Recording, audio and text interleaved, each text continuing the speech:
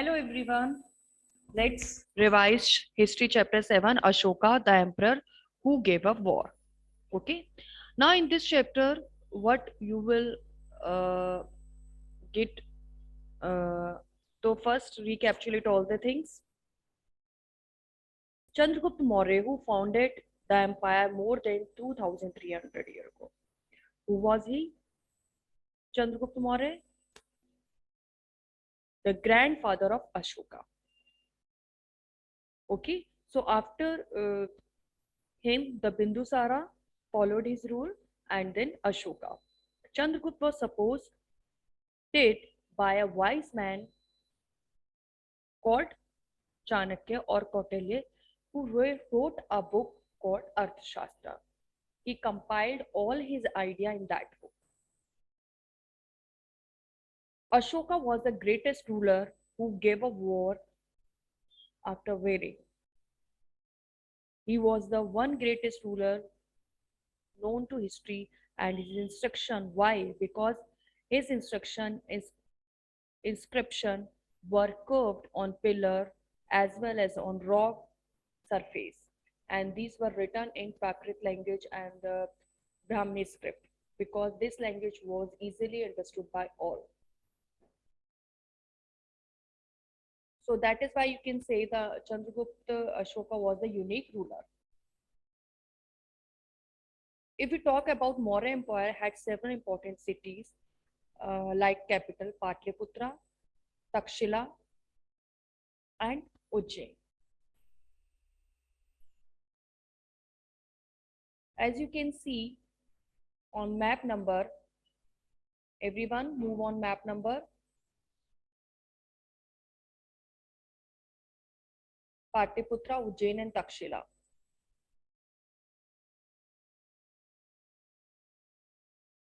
So, Takshila was the gateway to the northwest, including Central Asia, while Ujjain lay on the route from north to south India. The merchant, official, craft person probably lived in these cities. Now, other area where the local people, villager, farmer, herders lived. In some areas, such as if we talk about the central India, there were forest area. This area covered with the forest.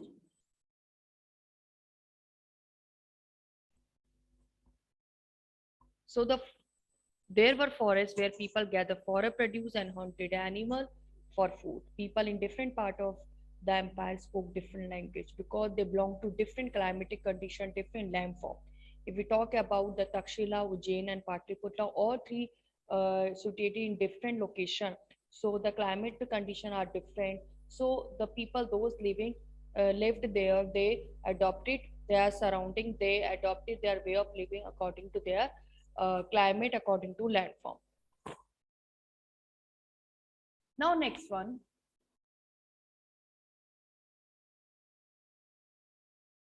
People living in forest is a more and less independent, and they provide timber, honey, wax to more an official.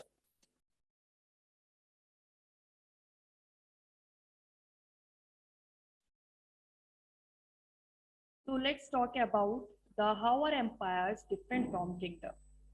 As you know, the empire more than large if we compare with the kingdom. Emperor need more resources than kings because the empires are large than kingdom. Need to be protected by big army. They need to be appointed large number of officials to collect the taxes. Okay. Now next is the ruling the empire. So if we talk about the who is the center, the power of the center under the empire was the power of center. Okay, and the area around the Patliputra was direct control by emperor. This means the official those were appointed to collection the tax. They were appointed by the emperor.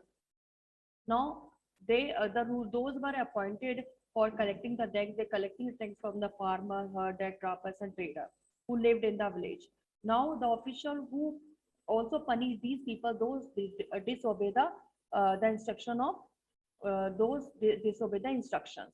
Many these officials were given on salary. And one more important thing, the messenger went to so and the spy kept watch on these officials, and these spy appointed by the emperor to check their officials. Okay, uh, of course, they that is why they appointed that emperor supervised them all. Okay, now the emperor take decision or take help into taking decision of their subordinate and other ministers. Okay, if we talk about the other provinces like Takshila and Ujjain, so these were not direct control under the ruler, but the royal princes sent as a governor over there who follow the all instruction, the custom, and the traditions. Okay. Now the next one, there was a vast area between these centers.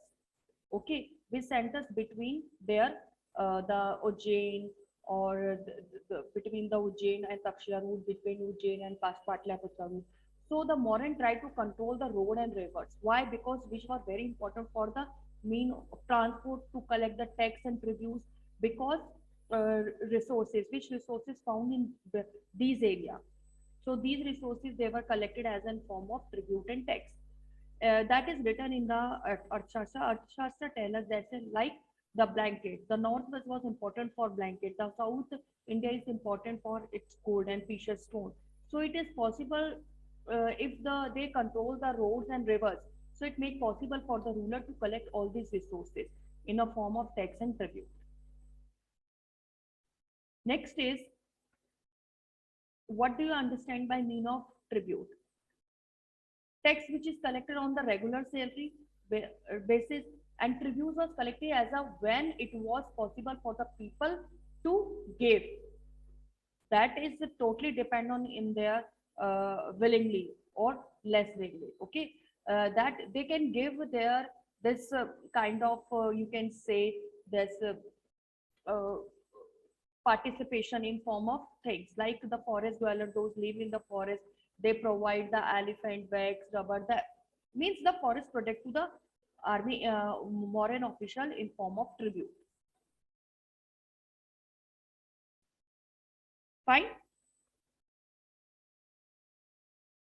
Now the Megisthenes, who was a Greek ambassador who sent to the court of Chandragupta Maurya by the Greek ruler Seleucus Nicator, and he explained about whatever he observed in Mauryan Empire. He explained the beauty of this this empire, that this empire was surrounded by massive walls.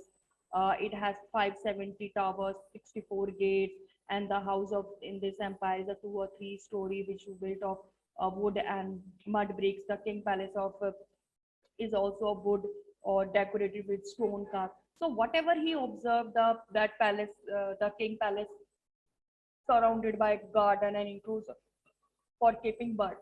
So whatever he observed, he wrote in his account.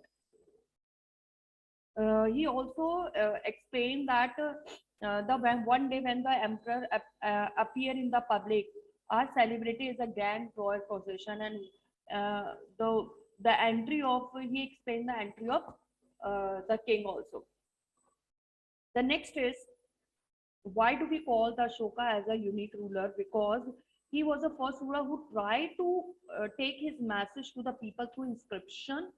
Most of the Ashoka inscription were written in Prakrit, which language easily understood by the people, and were written in Brahmi script. Now, next one, let us talk about the Ashoka war in Kalinga.